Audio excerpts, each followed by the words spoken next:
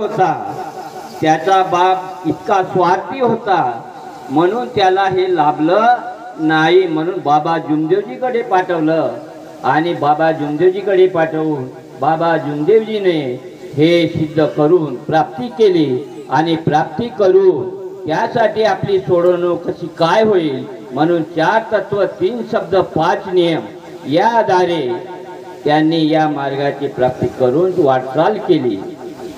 आणि आपण सुद्धा वाटचाल करून की माझ्याबरोबर मी तर दुःखी होतो, आता सुखी झालो म्हणून मला एकट्याला नाही सर्वाला सुखी लोकाला वाटून दिलं।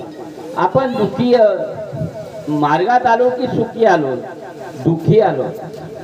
पण आपण या रस्त्याची वाटचाल भुललेले आहात। तुमच्या डोळ्यात काजळ टाकलेला आहे। कोणी टाकला आहे? अनेक वाऱ्यांनी टाकला आहे काजळ। तुम्ही त्यांच्या रीतिरिवाजाप्रमाणे चालून राहिलेले आहे, कारण की माझा संबंध आहे, आम्हाला गावात राहायचं आहे म्हणतात। हा मार्ग आपल्या गावाजवळचा होता। हा संन्यासी हा त्रिताल हवन करे, रात्री मजुराले राबे। एका मला म्हाताऱ्यानं सांगितलं, माझ्या गावाचा पोरगा आहे पंढरी आंबिल ढुके, हा भोगावचा आहे, हा नौकर होता, मौद्याचा नौकर होता। त्याला सांगत होता की हे पंढरी माझी झोपडी सोडू नको, 3 पोरं 3 ठिकाणी राहतील, अजूनही आहेत, मांडर, पुई आणि शिल्ली। आणि तो बेरात्री रात्री नौकराले किंवा कोणाले पाण्यात चाल म्हणलं तरी त्याला काटा रुतत नव्हता। तो होता तुमच्या मौजा भंडारा रोडवरच, आपला नागपूर मौजा रोडवर हा त्यांचा होता। हा जो होता हा लोभी होता। याले का सांगितलं होतं एवढ्याले का मला दवाखान्यात नेजा नको, मी बिमार पडीन तर। पण याले का पाहिजे होता मौदेवाल्याले की हा मेला तर मला हे प्राप्ती करता येईल। पण ही प्राप्ती त्याला सिद्ध झालं नाही, त्यानं जबरदस्तीने दवाखान्यात नेलं। पहिल्याच पाहिजे होते उदासीन बाबा मेले म्हणून तो एक म्हातारा भुंगावचा आंबिल ढुक्या पंढरी आम्हाला सांगे आपल्या मुलाजवळ राहायचं। जेव्हा आम्ही मार्ग घेतला, त्याचे पुराण मार्ग घेतला, तेव्हा ते होत आत्माराम चांदणीकरचे बाप।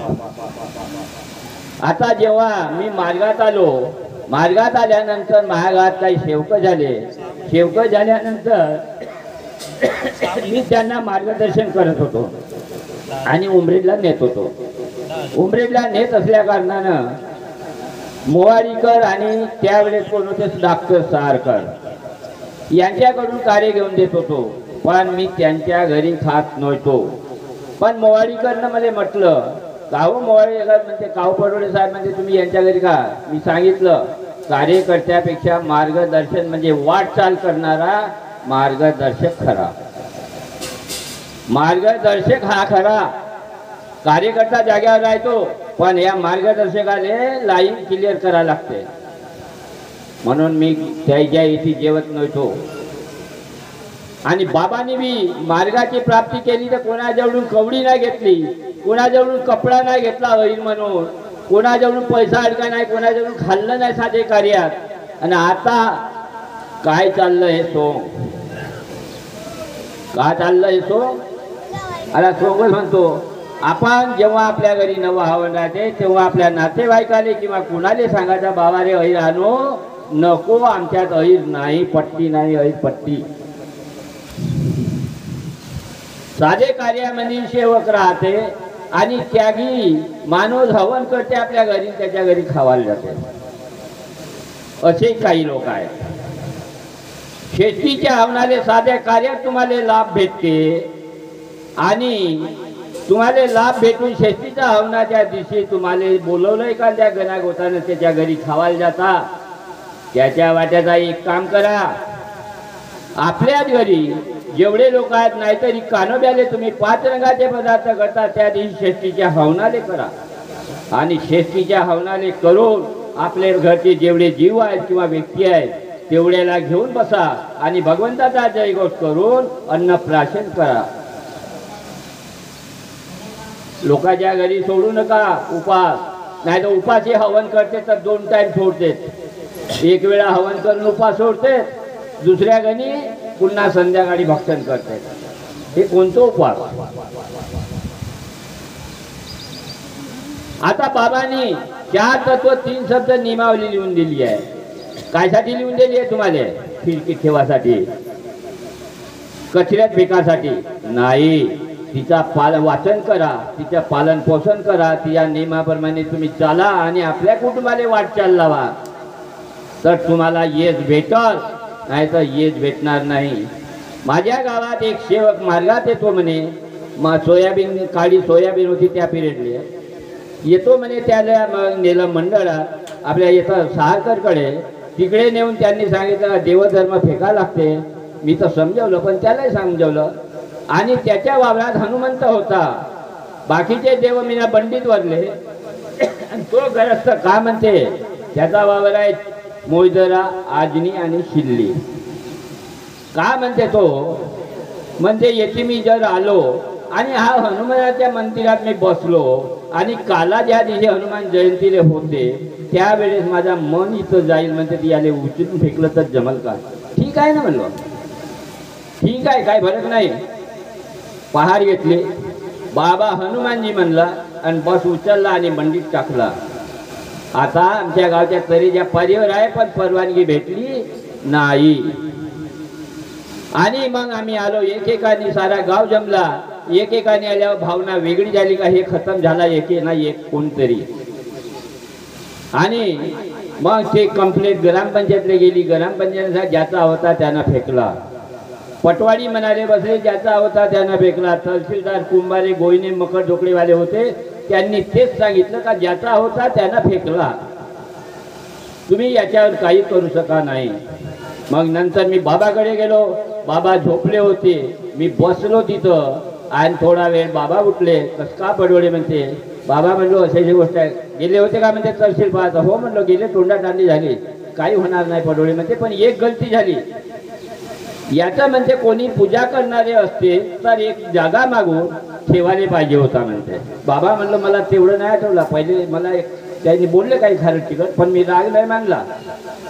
तुला कोण सांगला म्हणते फेकाले हनुमान म्हणते, या जागात मला बोलले, पण मीनं सांगितलं बाबाला. आणि त्याच वर्षी एका महिन्यानंतर माझा उमरेजे दौरा होता बाबाचा. त्या दौऱ्यातून मीनं दौरा मागितला.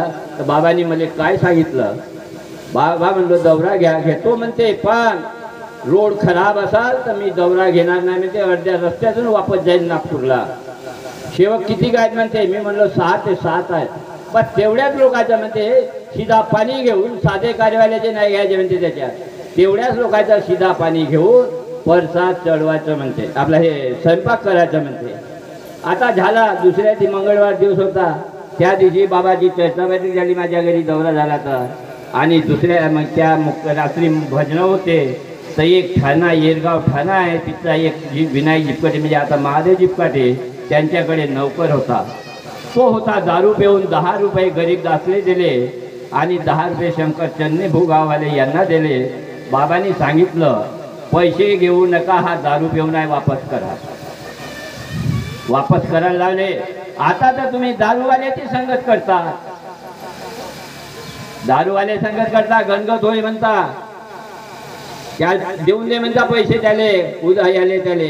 हा भिकारी येते ना, हा भिकारी सुद्धा दारू पिते आपल्या पैशानं. म्हणून जरा विचारानं, ह्यामुळे आपल्याला दुःखात उतरा लागते, यामुळे आपल्याला दुःखात उतरा लागते. म्हणून मग बाबांनी काय केलं, दुसऱ्या दिवशी मग बाबा होते नामदेव भिवगडे यांच्या निवासस्थानी मी सकाळी गेलो आणि बाबाला नाश्ता पाण्यासाठी बोलावलो. ते येता येता दुसऱ्या घरी गेले. आता दुसऱ्या घरी गेल्यानंतर त्यांनी पाय धुवू दिला, नाश्ता दिला आणि सांगितलं बाबा माझा पोरगा असा असा गंध्या शब्दात वापर करते, तर कसं काय करायचं. बाबांनी सांगितलं मला आता सांगून राहिला का, नाश्ता पाणी करायच्या अगोदर सांगता तर तुझ्या घरी मी नसतो आलो. आणि आता कवटार ते, आता कवटार ते काय झाला म्हणते, त्याने केलं असं. जो दारू पाणी वाईट व्यसन करत त्यासाठी पान नंबर 11 आपला 1911 नियम होता.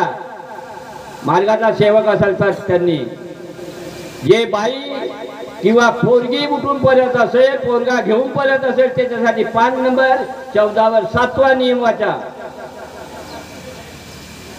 जे हाताले कंगन जडी जुटं बांधत असाल त्यांनी पान नंबर 25 वर 77 पहा.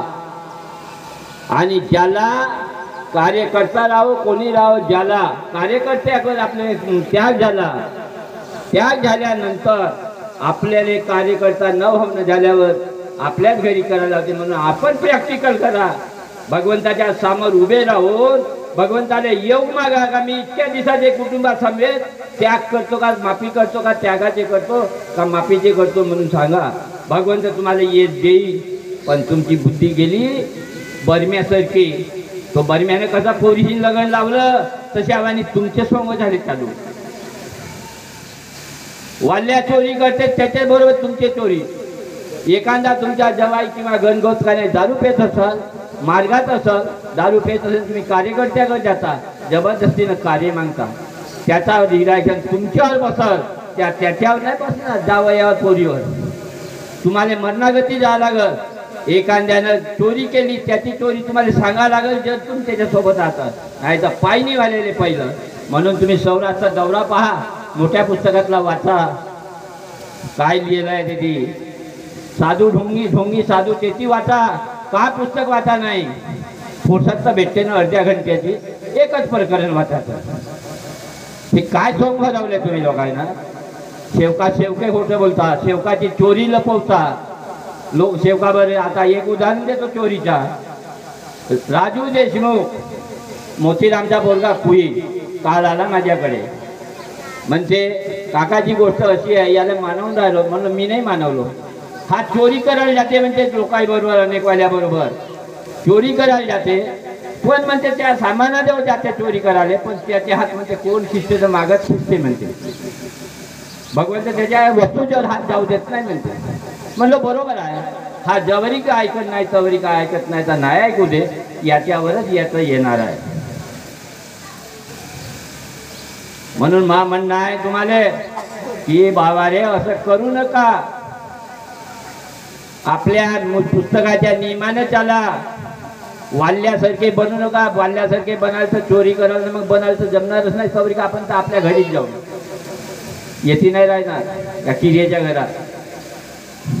हो, म्हणून जरा विचार विनिमयाने हा करा. आता एक तसंच तुमच्या एरियात जो कार्यकर्ता आहे त्याच कार्यकर्त्याकडून कार्य घ्या. मी एक उदाहरण देतो बानोरचा. सरामजी सहारे बिचारे बालूजी आहेत हे त्यांना ओळखत असतील. त्याला पहिले चौधरीनं सांगितलं चिंतामणजीनं सोनपुरीच्या रामभाऊ पडोळीकडे जाऊ. गुलाबराव नटेनं सांगितलं रामभाऊ पडोळीकडे जाऊन माझी सासू म्हणजे दुरुस्त त्यांच्याच इकडून झाली भगवंताच्या नावावर. पण तो नाही मानला. कुठे गेला तो, बहादुर्याला गेला. तेथे एक मोकळे भेटला. त्यांनी तेच सांगितलं का मी कार्य घेतले मला त्याच्या, पण मी आता नागपूरला आलं म्हणून त्यानं मला सुट्टी केली, तिथंच तुम्हाला लाभ होईल. त्यांनी कुठं नेलं मंडळात. मंडळातून कुठून नेलं राऊत गुरुजी. राऊत गुरुजी कोण नेलं कुठे कहालकर. आपला सालकरनं कुठे नेलं कहालकर. बिचारा तो 12 महिने का 6 महिने घुमतच राहिला. ये साला नाही झाले. मग म्हणते का करू म्हणून त्याने प्रभाकर कहालकर हे ओळखते तर त्यांच्याकडून चिठ्ठी घेतली आणि माझ्याकडे आले. मी ना समजवलं, जे काही रीतिरिवाज होते नियम होते ते समजवलं, मान्य झाले आणि कार्य दिले. कार्य करायला लागले. पण आता तो कधी कधी लटक येत असेल तर त्या सासू सासरे सुनेचा आणि सासऱ्याचा झगडा व्हाय. यांना यश येत नव्हतं झगडा व्हायचं, कारण की एकता नव्हती. पण गोष्ट का झाली त्याच्यात एकच गोष्ट झाली. मग माझ्या घरी आला कार्यकर्ता साहेब म्हणते यश येऊन नाही राहिला. थांब म्हणलं फरक काय तुझ्या घरी मी येतो. पुन्हा कार्य दिलो. रात्री 4 वाजताच्या घरी जाऊन चौकशी केली, फरक काय सापडला नाही. मग आम्ही त्याच्यासंग बैठक घेतली आपल्या गावी बोलावून. त्यानं सांगितलं का यायच्या पटत नाही, तर जर कार्य अलग केली तर जमणार नाही का. जमते, खाना घेणं त्यांच्यात, जमीन राहायचे त्यांच्यात, पण तुम्ही करून पहा. केलं म्हणजे त्या बापाले आण म्हणलं, त्याला बोलावलं दादाजी सहारेले. तो दादाजी सहारे माझ्यावर 4 फुटाचा दंडा काढला. तुम्ही का म्हणे आमचे घर फोडता का म्हणे. सहारे बोलला सरावर, मी न सांगितलं म्हणे. पहा, मीनं सांगितलं म्हणल्यावर बाप गुपचूप राहिला. पुन्हा त्यांच्या घरी गेलं, पुन्हा त्यानं झगडं मचवलं, पुन्हा झालं. एक कार्यकर्तीन बाई गेली. कोणाच्या हातचे कार्यकर्ते आहेत? नाही रामभाऊ पटले ते. असे कसे नाही भगत, असे कसे हे देवता राहते तुमच्या भूत राहते अंगात. बघ ऐकतच होती ते. जशी ऐकत नाही तर चष्मा मोडला लटा धरून हलवल्या, पराने सुधारलं नाही. तो घरवालाच सांगे. माझ्याकडे आणलं, भगवंताच्या समोर तिने उभं केलं, बसवली खुर्चीवर. अरे म्हणते कायले आणलास म्हणते, येते म्हणते मला म्हणते हा भुटका मोठ्यानं मारून राहिला म्हणते, हा भुटका मोठ्यानं मारून राहिला म्हणते मला म्हणते मा पाठीची मोठी सोय होऊन राहिली म्हणते, तू येतेच आणलास म्हणते. पहा त्या दिवशी भगवंताचं काय झालं, ही ऑटोमॅटिक 2 माणसं आम्ही म्हणे 7 पोरं. पहिल्या पोराले मार खायला लावतो, नंतर आम्ही खातो म्हणे. आता म्हणे याच्यानंतर मी येणार नाही म्हणे, मी हो म्हणे सीतापूरची देवता लाल गाईवाले. कोची देवीने कोची गाई तईपासून गेली. आता 2 लेकराची माय झाली त्या टेलरची. घरी 2 पोरं पोरगी आहे. सांगा. म्हणून मा म्हणणं आहे की या मार्गाच्या नियमानं चालल त्याला लाभ होईल. आता जर जास्त सांगत बसलो तर वेळ राहिली नाही आहे. म्हणून तुम्ही कोणी चोराले साथी होऊ नका, कोणी हे करू नका. नाही महागात आज बरं नाही तर असं म्हणते म्हणा लफडे करते महागारी कार्य द्या, कार्य द्या ना. तर मी कार्य नाही देत. तुम्ही कसं का गेला? नाही तिथेच मायबापानं मला घेऊन पराल्या सांगलं म्हणून मी ना आणलो.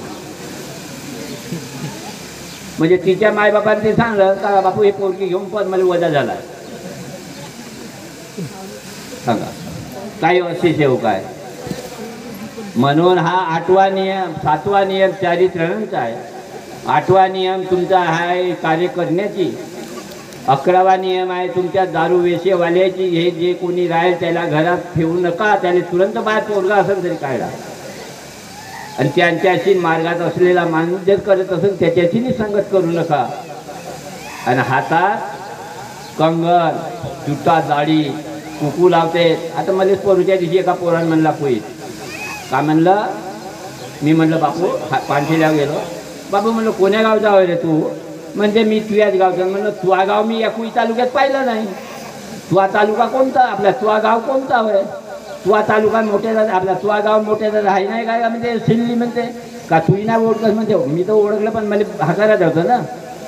म्हणलं हे दाढी कशाची आहे? संन्यासी बनून राहिला का? हा कुकू कोणाच्या नावान लिहिला आहे?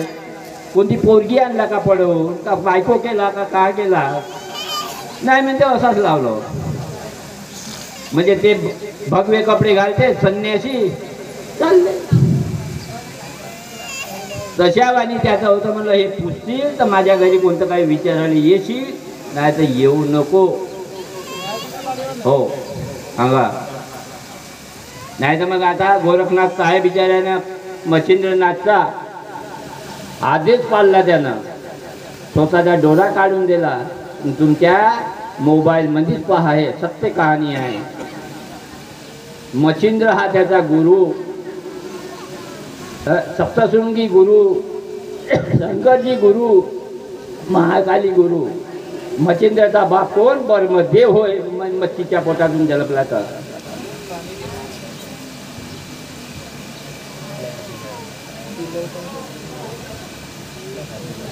ज्यांना कोणाला मी सांगलं एवढी स्टोरी पाहायची असेल तर तुम्ही आपल्या मोबाईलमध्येच लावा, गरुड पुराण लावा.